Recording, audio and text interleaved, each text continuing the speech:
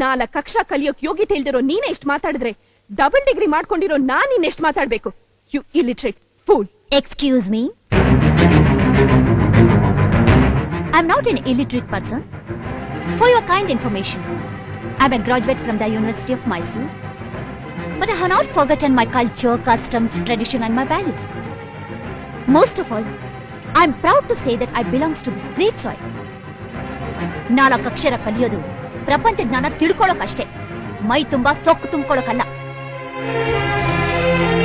ಓದಿರೋ ನಾಲಿಗೆಗೆ ತಾಳ್ಮೆ ಇರಬೇಕು ಅಂತ ನಿನಗೆ ತಡೆ ಇಲ್ಲದೆ ನುಲಿತಾ ಇದೆ.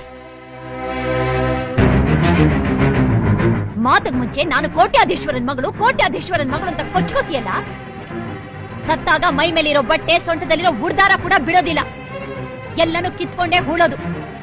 ಈ ಸೌಭಾಗ್ಯಕ್ಕೆ ಯಾವ ಕೋಟಿ ಇದ್ದು ಏನ್ ಪ್ರಯೋಜನ? ಬದುಕಿರೋವರೆಗೂ ತಗ್ಗಿ ಬಗ್ಗಿ ನಡಿಬೇಕು.